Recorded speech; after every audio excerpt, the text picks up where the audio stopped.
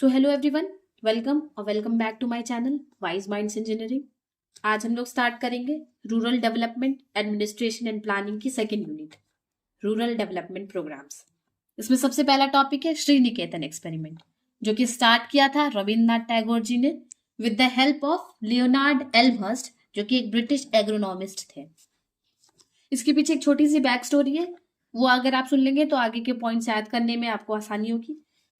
इसमें यह है कि जब रविन्द्रनाथ टैगोर जी इंचार्ज थे अपने फैमिली स्टेट के, अपने फैमिली बिजनेस के, जब वो इंचार्ज थे ईस्ट बंगाल में, तब उन्होंने वहां पे बहुत ज्यादा पावर्टी देखी कि लोग बहुत ज्यादा गरीब है। उन्होंने ये देखा कि जो गरीब लोग हैं उन पे ऑपरेशन यानी उनका एक्सप्लॉयटेशन भी बहुत ज्यादा किया जा रहा है। तो ये सब देखकर वो बहुत ज्यादा विचलित हो गए और उन्होंने एक मेन अपना मिशन बना लिया इन सब चीजों से लड़ने के लिए, इन सब चीजों को इरेडिकेट खत्म करने के लिए। So he launched Institute of Rural Reconstruction in Sriniketan 1922। 1922 में उन्होंने एक इंस्टीट्यूट इस्टेब्लिश किया रूरल रिकंस्ट्रक्शन का श्रीनिकेतन में। इसका मेन ऑब्जेक्टिव था इस इंस्टीट्यूट का कि उन गरीब लोगों को सेल्फ रिलायंट और सेल्फ रिस्पेक्टफुल बनाना। सेल्फ रिलायंट मतलब खुद पे डिपेंडेंट, सेल्फ डिपेंडेंट बनाना, ताकि वो सेल्फ सफिशिएंट बन सके, अपनी बेसिक एमेनिटीज, बेसिक नीड्स को खुद पूरी कर सके। इस मिशन का मेन ऑब्जेक्टिव क्या था? To win friendship of villagers and cultivators by taking real interest in all that concerns their life. इसमें इन लोगों ने शुरुआत में क्या किया? विलेजर्स, गांव वालों के साथ और जो कल्टिवेटर्स, फार्मर्स थे, उनके साथ फ्रेंडशिप करने की कोशिश की। कैसे? इन्होंने उनकी जो जो जो दिक्कतें थे उसमें इंटरेस्ट ली, उन दिक्कतों में उनका अपना इंटरेस्ट जताया, जिसकी वजह से उनको लगा कि ये लोग हमारे फ्रेंड्स हैं, तो उन्होंने अपनी दिक्कतें इनको बतानी शुरू की। फिर इन प्रॉब्लम्स को वो अपनी क्लासरूम में डिस्कस करते थे, उससे रिलेटेड सोल्यूशन सोचते थे और फिर उनकी हेल्प करते थे फाइनली। तो पहला एम था to win friendship of villagers cultivators by taking real interest in all that concerns their lives, यानी उनकी सारी प्रॉब्लम समझने की कोशिश करी उन्होंने पहले। To take problem of village and field to classroom for study and discussion for solution. और फिर इन सारी प्रॉब्लम को, जो विलेज और फील्ड में जो भी प्रॉब्लम्स आती थी, इसको क्लासरूम में ले गए, वहां पे उन्होंने प्रॉपरली स्टडी किया और डिस्कस किया, जिसके बाद इन्होंने कोई सोल्यूशन, इनको जो जो मिलता था वो प्रॉपरली वहां पे ले जाकर एग्जीक्यूट करते थे। टू इंस्ट्रक्ट स्टूडेंट प्रॉपरली, इसका मेन एम ये भी था कि जो जो स्टूडेंट इस इंस्टीट्यूट में है वो प्रॉपरली इंस्ट्रक्टेड हो, कि मतलब उनका एम ही ये हो कि वो उस प्रॉब्लम का सोल्यूशन कुछ निकाल सके। श्रीनिकेतन एक्सपेरिमेंट को बहुत सारे फॉरेनर्स और बंगालीज ने भी सपोर्ट किया। इसमें श्रीनिकेतन एक्सपेरिमेंट ने मेनली 4 जनरल एरियाज को कवर किया। पहला एग्रीकल्चर, मतलब एग्रीकल्चर से रिलेटेड जितनी भी प्रॉब्लम्स थी इनको खत्म करने की कोशिश की, क्योंकि ज्यादा से ज्यादा लोग रूरल एरियाज में एग्रीकल्चर में ही एम्प्लॉयड होते हैं, तो अगर उसमें दिक्कत कम होगी, उनका प्रोडक्शन अच्छा होगा, तो गरीबी खुद ब खुद कम हो जाएगी। क्राफ्ट्स, क्योंकि बहुत सारे रूरल एरियाज में बहुत सारे आर्टिसंस और क्राफ्ट्समैन भी होते हैं, तो उनकी प्रॉब्लम्स को भी खत्म करने की कोशिश की। विलेज वेलफेयर में काम किया, मतलब सैनिटेशन प्रोवाइड की, अच्छा पीने का पानी, साफ क्लीन ड्रिंकिंग वाटर प्रोवाइड करने की कोशिश की, और बेसिक एजुकेशन भी प्रोवाइड करने की कोशिश की। नेक्स्ट क्या है? और to agricultural workers from Sriniketan used to go to villagers and farmer to supervise all activities. क्या करते थे कि इनके इंस्टीट्यूट से 1 या 2 वर्कर्स जो है वो विलेजर्स के पास जाते थे, फार्मर्स के पास जाते थे, वहां पे देखते थे कि क्या क्या एक्टिविटीज हो रही है, क्या क्या प्रॉब्लम्स हो रही है, ताकि वो इंस्टीट्यूट में वापस से आकर बता सके, और फिर जितने भी स्टूडेंट और जितने भी एक्सपर्ट्स हैं वो उस पर सर्वे करके, रिसर्च करके उसकी सोल्यूशन निकाल सके। इसके कुछ ड्रॉबैक्स भी थे। Institute could not gate government support, क्योंकि ये एक नॉन गवर्नमेंटल ऑर्गेनाइजेशन थी, तो इसको कुछ भी गवर्नमेंट का सपोर्ट नहीं मिला, जिसकी वजह से एक टाइम के बाद ये डिमोलिश हो गई, खत्म हो गई। Research work was not possible, proper research नहीं हो पाती थी इन सारी दिक्कतों पे, ये भी एक बहुत बड़ा ड्रॉबैक है, जिसकी वजह से श्रीनिकेतन एक्सपेरिमेंट एक टाइम के बाद खत्म हो गया। अब नेक्स्ट है गुड़गांव एक्सपेरिमेंट। ये किस चीज से डील करता है? Rural upliftment movement on mass scale. इसमें क्या क्या है? रूरल एरिया का अपलिफ्टमेंट पे काम किया। ये मेनली मिस्टर पीएल ब्रेन ने लॉन्च किया। इसका मेन ऑब्जेक्टिव ये था कि increase crop production, control extra expenditure, जो एक्स्ट्रा फालतू चीजों में खर्चा हो रहा है उसको कंट्रोल करना, improve health in rural areas. Women education पे बहुत ज्यादा फोकस किया इन्होंने, मतलब विमेन एजुकेशन का आइडिया ही इन्होंने दिया था। होम डेवलपमेंट वर्क, घर बनाना में हेल्प करना। ये एक तरीके से रूरल डेवलपमेंट का मूवमेंट था, मगर एक मास स्केल पे। ऐसा नहीं कि एक छोटा सा विलेज ले लिया उसके डेवलपमेंट का, इन्होंने एक पूरे डिस्ट्रिक्ट का ही पूरा जिम्मा उठा रखा था उसके डेवलपमेंट के लिए। He took whole district as a field of work. इसमें अवेयरनेस भी स्प्रेड करते थे, क्योंकि जितनी ज्यादा अवेयरनेस होगी उतने ज्यादा लोगों को पता होगा कि हाँ ये चीजें हैं जो हमें करनी चाहिए, ये चीजें हमारे लिए अच्छी है। एजुकेशन की क्या क्या कितनी जरूरत है लोगों को। Village guides posted for every village. इस एक्सपेरिमेंट के अंतर्गत कुछ विलेज गाइड्स थे जो कि हर विलेज के लिए पोस्टेड थे। ये क्या करते थे, पास करते थे इंफॉर्मेशन विलेजर्स को। यानी कि अगर कोई न्यू स्कीम लॉन्च हुई है जो कि विलेजर्स की बेनिफिट के लिए है, तो वो इसके बारे में विलेजर्स को जाके बताते थे। This program introduced improved seeds, method of cultivation. इस प्रोग्राम के अंतर्गत बहुत सारी सीड्स में इंप्रूवमेंट हुई ताकि प्रोडक्शन अच्छा हो सके, एग्रीकल्चर अच्छा हो सके। मेथड ऑफ कल्टीवेशन भी बहुत इम्प्रूव करने की कोशिश की गई इस एक्सपेरिमेंट के अंतर्गत। Activities introduce by Brayne were. Alan Brayne ने क्या क्या एक्टिविटीज इंट्रोड्यूस की थी ये हम लोग पढ़ेंगे। Train village guides. सबसे पहला कि जो गाइड्स थे उनको ट्रेन करा ताकि वो प्रॉपरली ट्रेंड हो, ताकि उनको वो जो काम कर रहे हैं उनको पता हो और वो प्रॉपरली विलेजर्स को भी समझा सके। Domestic school to train women की भी एजुकेशन के लिए इन्होंने काम किया। Ran 5 health centers in the district, मतलब पूरे गुड़गांव में इन्होंने 5 हेल्थ सेंटर्स खोले थे जिससे उनकी हेल्थ केयर प्रॉपर हो सके। कुछ ड्रॉबैक्स भी थे गुड़गांव एक्सपेरिमेंट के। सबसे पहला, village guides were not technical man, मतलब जो विलेज गाइड्स थे उनको टेक्निकल एजुकेशन प्रोवाइड नहीं की गई थी, टेक्निकल ट्रेनिंग नहीं दी गई थी। मतलब उनको जितना बस समझाया जाता था उनको उतना ही समझ में आता था, वो उतना ही जाके पास ऑन कर देते थे विलेजर्स को। In case village guides leave the district, there were no one to guide, there was no one to guide. अगर कभी ऐसी कंडीशन हो जाती थी कि विलेज गाइड्स बाहर चले गए डिस्ट्रिक्ट के, तो कोई वहां पे उनकी जगह पे होता नहीं था विलेजर्स को गाइड करने के लिए। और फिर उसके बाद जब ब्रेन का ट्रांसफर हो गया तो ये प्रोग्राम खुद ब खुद स्टॉप हो गया, खुद ब खुद सब कुछ बंद हो गया। नेक्स्ट है मर्थनडाम एक्सपेरिमेंट। ये लॉन्च किया था स्पेंसर हैच ने। ये कहाँ लॉन्च हुआ था, villages in Marthandam area were taken into consideration. Marthandam area का जो के जितने भी विलेजेस थे उन पे ये एक्सपेरिमेंट किया गया। मेन ऑब्जेक्टिव क्या था, इनके 5 मेन ऑब्जेक्टिव्स थे। पहला, स्पिरिचुअल डेवलपमेंट, मतलब स्पिरिट की डेवलपमेंट, अंतर्मन की डेवलपमेंट। Next, mental development. उसके बाद फिजिकल डेवलपमेंट, सोशल डेवलपमेंट और इकोनॉमिक डेवलपमेंट। मतलब इसमें ऑल राउंड डेवलपमेंट लिया गया। It implemented all round development in agriculture, public health and education. Provided motivation by rewarding people. इसमें क्या किया, सिर्फ ऐसा नहीं किया कि बस लोगों को बोल दिया कि हाँ आपको ऐसा करना चाहिए। इसमें इन्होंने प्रॉपरली रिवॉर्ड सिस्टम रखा जिससे लोग और ज्यादा मोटिवेट हो। ये इसमें क्या करते थे, प्राइज के तौर पे बुल्स देते थे, गोट्स देते थे, एग लेइंग हेंस देते थे। Inside the center there was equipment like honey extractor.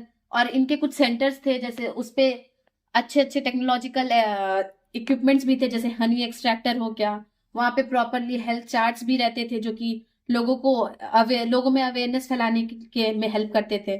Inside the center there was equipment like honey extractor, health charts to help people and spread awareness. इनके कुछ बहुत successful projects भी बहुत ज्यादा successful हुए, जैसे एग सेलिंग क्लब जो था वो बहुत सक्सेसफुल हुआ था, हनी क्लब जो था वो भी बहुत सक्सेसफुल हुआ था। अब इसके भी कुछ ड्रॉबैक्स है, वही इनएडिक्वेट फंड्स, कि इसको फंड्स प्रॉपरली नहीं मिल पाए, गवर्नमेंट की हेल्प प्रॉपर नहीं मिल पाई, जिसकी वजह से ये टाइम के बाद खत्म हो गया। और एक टाइम के बाद स्पेंसर हैच की डेथ हो गई, तो ये एक्सपेरिमेंट खुद ही खत्म हो गया। अब हम लोग नेक्स्ट पढ़ेंगे Baroda experiment. It was establish by VT Krishnachari. ये वीटी कृष्णाचारी इन्होंने जिस टाइम इस बड़ौदा एक्सपेरिमेंट को लॉन्च किया था, वो बड़ौदा के उस टाइम पे दीवान थे। बड़ौदा एक्सपेरिमेंट का मेन ऑब्जेक्टिव था इंक्रीज स्टैंडर्ड ऑफ लिविंग, मतलब कि लोगों की वहां पे रहन सहन का तरीका बदलना, अच्छा करना। इंडस्ट्रियलाइजेशन, वहां पे छोटी छोटी कॉटेज इंडस्ट्रीज डालना ताकि एम्प्लॉयमेंट हो, ताकि लोगों को एम्प्लॉयमेंट मिल सके, वो अपना लाइवलीहुड प्रॉपर कर सके। इम्प्रूवमेंट इन एजुकेशन सिस्टम में इम्प्रूवमेंट करना। इंक्रीज एग्रीकल्चरल प्रोडक्शन को बढ़ाना। It was started in district of Navsari in Gujarat. ये गुजरात के एक डिस्ट्रिक्ट में स्टार्ट हुआ था, नवसारी में। इसमें बहुत सारी चीजें, बहुत सारी एक्टिविटीज को ऑर्गेनाइज कराया जाता था, जैसे gardening, poultry farming, bee keeping, weaving. Adult education को भी इन्होंने प्रमोट किया काफी। Strengthen panchayati raj system, Baroda experiment की वजह से पंचायती राज सिस्टम भी स्ट्रेंथन हुआ था। नेक्स्ट है फिरका डेवलपमेंट प्रोजेक्ट। ये लॉन्च हुआ था मद्रास गवर्नमेंट के द्वारा। It was launched by Madras government in 1946, यानी कि इंडिपेंडेंस से पहले। Followed Gandhian approach of village Swaraj. इन्होंने गांधीयन अप्रोच पे काम किया विलेज स्वराज के। Aimed at making people self reliant and self confident. इनका भी मेन एम था कि लोग सेल्फ इंडिपेंडेंट बने, सेल्फ कॉन्फिडेंट बने, वो खुद का लाइवलीहुड खुद अच्छा कर सके, ऐसे बन जाए। बिगेस्ट प्री इंडिपेंडेंस प्रोजेक्ट, मतलब इंडिपेंडेंस से पहले का सबसे बड़ा प्रोजेक्ट ये था। इसके कुछ शॉर्ट टर्म ऑब्जेक्टिव्स थे और कुछ लॉन्ग टर्म ऑब्जेक्टिव्स भी थे। शॉर्ट टर्म ऑब्जेक्टिव्स क्या थे? बेसिक एम्यूनिटीज प्रोवाइड करना, मतलब health care, food, shelter, clothes, ये सब प्रोवाइड करना। वाटर सप्लाई प्रोवाइड करना, सैनिटेशन प्रोवाइड करना, पंचायत का फॉर्मेशन करना। और कुछ लॉन्ग टर्म ऑब्जेक्टिव्स थे, जैसे अटेन सेल्फ सफिशिएंसी, यानी कि अगर धीरे धीरे वो अपनी बेसिक एम्यूनिटीज खुद उनको मिल जाएंगी, सब कुछ ये सब मिल जाएगा, तो धीरे धीरे वो सेल्फ सफिशिएंट हो ही जाएंगे। अटेन सेल्फ सफिशिएंट इन फूड, क्लॉथ, शेल्टर। खादी को भी बढ़ावा देना इनका एक मेन ऑब्जेक्टिव था। विलेज इंडस्ट्रीज को एस्टैब्लिश करना मेन ऑब्जेक्टिव था, ताकि ज्यादा से ज्यादा एम्प्लॉयमेंट हो। इसका जो स्ट्रक्चर था वो कुछ ऐसा था कि स्टेट लेवल पे रूरल वेलफेयर का डायरेक्टर होता था, फिर डिस्ट्रिक्ट लेवल पे एक कलेक्टर होता था, फिर फिरका लेवल पे रूरल वेलफेयर ऑफिसर होता था, जिसके अंदर 5 से 10 ग्राम सेवक आते थे on the basis of population. मतलब अगर कहीं की बहुत कम पॉपुलेशन है तो मिनिमम 5 ग्राम सेवक होंगे, अगर बहुत ज्यादा है तो 10 ग्राम सेवक होते हैं। मतलब ये लेयर वाइज काम, लेवल वाइज काम करते थे, जिसकी वजह से बहुत अच्छे से ये अपने सारे ऑब्जेक्टिव्स को कंप्लीट कर पाए। नेक्स्ट हम लोग पढ़ेंगे Etawah pilot project. Albert Mayer ने 1948 में इसको लॉन्च किया। Originated in village Maheva in UP. Maheva village में, यूपी के महेवा विलेज में इसका ओरिजिन हुआ। इसका मेन ऑब्जेक्टिव था introduction of improve variety seeds. Improve variety seeds का इंट्रोडक्शन करना, मतलब प्रोडक्शन, वीट प्रोडक्शन को इंक्रीज करना, जिसकी वजह से वीट प्रोडक्शन काफी अच्छे से इंक्रीज हुई थी। केमिकल फर्टिलाइजर्स का इंट्रोडक्शन करना। प्लांट प्रोटेक्शन मेजर्स बताना लोगों को कि कैसे हम अपनी क्रॉप्स को बचा सकते हैं। सॉइल कंजर्वेशन करना, ऐसा नहीं कि अगर हम लोग अपना प्रोडक्शन बढ़ा रहे हैं तो सॉइल की क्वालिटी को खराब कर दे, सॉइल को भी कंजर्व करके रखना। हॉर्टिकल्चर यानी कि कमर्शियल क्रॉपिंग करना, जिससे उनको ज्यादा से ज्यादा फायदा मिले। बहुत सारे project like animal husbandry, improvement of roads, water supply, drainage etcetera भी इस प्रोजेक्ट के अंदर आते हैं। Adult literacy programs, tour for farmers, village leader training program, ये सब भी इटावा पायलट प्रोजेक्ट का ही पार्ट है। इनिशियली 64 विलेजेस थे इटावा पायलट प्रोजेक्ट के अंदर, फिर उसके बाद धीरे धीरे बढ़कर वो 97 विलेजेस हो गए। इन सब की वजह से अनएम्प्लॉयमेंट डिक्रीज होगी, ज्यादा एम्प्लॉयमेंट मिली लोगों को। अब नेक्स्ट हम लोग पढ़ेंगे नीलोखेरी एक्सपेरिमेंट। ये एसके डे की लीडरशिप के अंडर लॉन्च किया गया था। It deals with development of new township to rehabilitate displaced person from West Pakistan. जो लोग वेस्ट पाकिस्तान से डिस्प्लेस किए गए थे, यानी जो लोग वेस्ट पाकिस्तान से रेफ्यूजी थे, उनको इंडिया में रिहैबिलिटेट करने के लिए टाउनशिप प्रोग्राम बनाया गया था। ये मतलब एक टाउन बनाना, एक उनके लिए रहने के लिए प्रॉपर जगह बनाना जहाँ पे उनको सारी बेसिक फैसिलिटीज मिले। ये इस एक्सपेरिमेंट के अंदर, इस प्रोजेक्ट के अंदर ये सारी चीजें आएंगी। It was built in swampy barren land around Delhi Ambala highway. ये दिल्ली अंबाला हाईवे के पास की जो स्वैम्पी बैरन लैंड है उसमें ये टाउन बनी थी। Scheme gave training to people, बहुत सारी ट्रेनिंग दी गई थी लोगों को किस किस चीज़ों पे, एग्रीकल्चर में, कॉटेज इंडस्ट्रीज बनाने में, कारपेंट्री करने की। बहुत सारे वर्क सेंटर भी खोले गए, जैसे वीविंग करने के लिए, बुनाई करने के लिए, soap making factories, bakery, laundry, general mechanics और बहुत सारे ट्रेड भी स्टार्ट किए गए थे। The colony had school, agricultural farm, dairy, polytechnic training center. मतलब उस कॉलोनी में सब कुछ था, जितनी भी जरूरी चीजें होती हैं डेवलपमेंट के लिए, लाइवलीहुड के लिए, वो सब कुछ था। स्कूल था, एग्रीकल्चरल फार्म थे, डेयरी था, पॉलिटेक्निक ट्रेनिंग सेंटर था, पोल्ट्री फार्म्स थे, प्रिंटिंग प्रेस थी, इंजीनियरिंग वर्कशॉप थी, सोप फैक्ट्री एटसेट्रा। अब हमारा नेक्स्ट टॉपिक है रूरल डेवलपमेंट अप्रोचेस। कुछ अप्रोचेस हैं, मतलब कुछ कॉन्सेप्ट्स हैं जो अलग अलग लोगों के अलग अलग अप्रोच रहे रूरल डेवलपमेंट करने के लिए, उनको पढ़ेंगे। सबसे पहले हम लोग पढ़ेंगे टैगोर अप्रोच। टैगोर अप्रोच हम लोगों ने श्री निकेतन एक्सपेरिमेंट में भी देखा है, पीछे जो पढ़ा था हम लोगों ने स्टार्टिंग में ही। तो इनके अप्रोच में आता है रूरल बैंक्स। इन्होंने क्या किया, इन्होंने रूरल बैंक्स खोलने पे फोकस किया। क्योंकि पहले क्या होता था, जो लैंडलॉर्ड्स होते, तो जो जमींदार होते थे या और मनी लेंडर्स होते थे, वो बहुत ज्यादा हाई इंटरेस्ट पे लोगों को लोन्स देते थे, जिसकी वजह से अगर कभी क्रॉप खराब हो जाती थी तो वो लोग अपना इंटरेस्ट पे नहीं कर पाते थे। और क्योंकि वो इंटरेस्ट पे नहीं कर पाते थे तो वो लोग उस हाई इंटरेस्ट रेट के बदले पे उनकी लैंड ही ले लेते थे। तो एक तरीके से वो पुअर लोगों को, पुअर पीपल को एक्सप्लॉइट करते थे। तो इसको हटाने के लिए इन्होंने रूरल बैंक्स का कॉन्सेप्ट लाया, to lend money at low interest rates. और फिर श्री निकेतन एक्सपेरिमेंट, जो स्टार्टिंग में हम लोगों ने बहुत अच्छे से पढ़ा।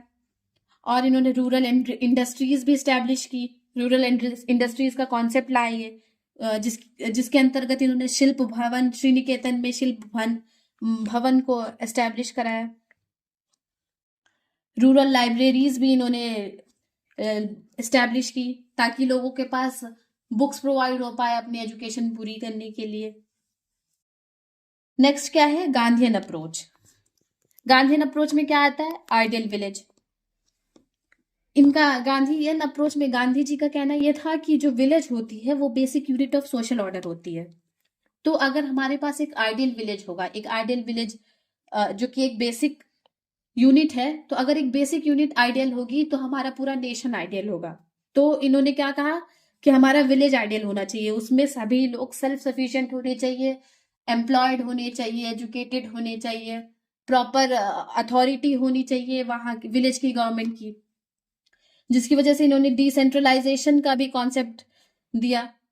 डिसेंट्रलाइजेशन का यहाँ पे मतलब ये है कि जो पावर सेंट्रल और स्टेट गवर्नमेंट्स के हाथ में सिर्फ रहती हैं, वो उसमें से कुछ पावर विलेज गवर्नमेंट के पास भी हो, ताकि वो लोग प्रॉपरली सब कुछ एडमिनिस्टर कर सके, सब कुछ proper law and order maintain कर सके, उनके पास प्रॉपर अथॉरिटी हो ये सब करने की। इन्होंने विलेज रिपब्लिक का कॉन्सेप्ट दिया। Decentralization of social and political powers, यानी कुछ पॉलिटिकल और सोशल पावर्स का डिसेंट्रलाइजेशन करने के लिए कहा, यानी कि विलेज लेवल पे भी पावर होनी चाहिए, जो भी लीडर्स है वहां पे। Panchayat is a decision making body. इनका कहना था कि जो पंचायत होनी चाहिए विलेज लेवल पे, वो डिसीजन मेकिंग बॉडी होनी चाहिए, ना कि स्टेट लेवल की गवर्नमेंट डिसीजन मेकिंग बॉडी होनी चाहिए। इनका कहना था कि विलेज में सेल्फ सफिशिएंट, अगर रूरल डेवलपमेंट करना है तो सेल्फ सफिशिएंट होना बहुत जरूरी है। किस चीज में, in basic amenities like food, lodge, shelter, यानी कि रोटी, कपड़ा, मकान सबके पास होना चाहिए, सेल्फ सफिशिएंट होने चाहिए सभी लोग इस चीज में। प्रोड्यूस ओन फूड क्रॉप, सब सभी लोग अपना खुद का क्रॉप प्रोड्यूस करें। Employment to all adults in village, जितने भी एडल्ट्स हैं विलेज में उन सबके पास एम्प्लॉयमेंट हो, जॉब अपॉर्चुनिटी हो, ताकि वो अपना लाइवलीहुड खुद अर्न कर सके, तभी तो सेल्फ सफिशिएंट होंगे। अवेलेबिलिटी ऑफ एजुकेशन हो, यानी कि उनके पास एजुकेशन हो ताकि वो स्किल्ड हो पाए और फिर अच्छे से अपनी जॉब ले सके या फिर उसके बाद अपनी लाइवलीहुड अर्न कर सके और सेल्फ सफिशिएंट बन सके। और फिर इन्होंने इंडस्ट्रियलाइजेशन पे भी फोकस किया। इन्होंने ये कहा कि मतलब बहुत ज्यादा हाई स्किल पे इंडस्ट्रियलाइजेशन नहीं होना चाहिए विलेजेस में। ऐसा ना हो कि सारी एकदम टेक्नोलॉजी आ जाए, मैन पावर को रिप्लेस कर दे, वो लोग अनएम्प्लॉयड हो जाए। इनका कहने का मतलब ये था कि कॉटेज इंडस्ट्रीज खुले वो विलेज में, जिसकी वजह से लोग अपना खुद अर्न कर सके, लोग एम्प्लॉयड रहे। Industrialization but did not replace man power, वो कहते थे इंडस्ट्रियलाइजेशन हो मगर मैन पावर को रिप्लेस ना करे। नेक्स्ट है trusteeship, all social property should be held by trust. इस उनका ट्रस्टीशिप से कहने का ये मतलब था कि जितनी भी सोशल प्रॉपर्टीज हो वो किसी एक की धरोहर ना हो, किसी एक के अंडर में ना आए, एक ट्रस्ट हो जो कि उसको ओन करे। Wanted to restrict right of private property, not against of private property but did not want complete privatization. Complete privatization के अगेंस्ट थे। इनका कहना यह था कि प्राइवेट प्रॉपर्टीज जो है वो किसी एक के हाथ में ना हो, कंप्लीटली प्राइवेट ना हो, वो एक ट्रस्ट के हाथ में हो। अब हम लोग लास्ट पढ़ेंगे सी सुब्रमण्यम अप्रोच। इन्होंने दिया इंटीग्रेटेड रूरल डेवलपमेंट का कॉन्सेप्ट। इंटीग्रेटेड रूरल डेवलपमेंट का कॉन्सेप्ट का मतलब ये है कि रूरल डेवलपमेंट हो मगर सब कुछ साथ लेकर, सोशल ग्रोथ हो, इकोनॉमिक ग्रोथ हो, सब कुछ प्रॉपरली इंटीग्रेटेड चीजें हो, not just increasing agriculture production. इनका कॉन्सेप्ट सिर्फ एग्रीकल्चर प्रोडक्शन बढ़ाना नहीं था, इनका था but socio economic growth of poor and weaker section also. It worked on multi level concept, मतलब इनके 3 कॉन्सेप्ट थे, उस पे इन्होंने वर्क किया। इस अप्रोच में 3 कॉन्सेप्ट है। पहला मल्टी लेवल, इसमें क्या करते हैं, डिफरेंट लेवल पे काम होना चाहिए। इनका कहना यह था कि डिफरेंट लेवल पे काम होना चाहिए ताकि हर एक लेवल पे प्रॉपरली वो चीज, अगर कोई स्कीम लॉन्च हुई तो वो बेसिक लेवल तक पहुंचे। ऐसा नहीं है कि ऊपर के लोगों को ही सिर्फ पता है, जिनको जरूरत है मेनली उनको पता ही नहीं है। मल्टी सेक्टर कॉन्सेप्ट, इसमें डिफरेंट सेक्टर्स इंक्लूड होते हैं, जैसे एग्रीकल्चर का भी ग्रोथ होना चाहिए, इंडस्ट्री का भी ग्रोथ होना चाहिए, ट्रांसपोर्टेशन का भी ग्रोथ होना चाहिए, हेल्थ केयर भी होना चाहिए, एजुकेशन भी प्रोवाइड होना चाहिए। और मल्टी सेक्शन कॉन्सेप्ट, इनका कहने का सेंस ये था कि ऐसा नहीं हो कि सिर्फ हम लोग रिच लोगों की ही ग्रोथ में लगे रहें, वीकर सेक्शन की भी ग्रोथ हो, शेड्यूल्ड ट्राइब्स सेक्शन की भी ग्रोथ हो, शेड्यूल कास्ट की भी ग्रोथ हो, स्मॉल फार्मर्स की भी ग्रोथ हो, लेबरर्स की भी ग्रोथ हो, आर्टिसंस की भी ग्रोथ हो, लैंडलेस पीपल की भी ग्रोथ हो। मतलब इनका कहना था कि ओवरऑल डेवलपमेंट होना चाहिए, किसी एक फील्ड में डेवलपमेंट नहीं होना चाहिए। तो इसी को नाम दिया integrated rural development. So thank you everyone. This is all about Unit 2 of Rural Development Administration and Planning. If you like the video, please hit the like button, share with your friends and subscribe to my channel. Thank you so much.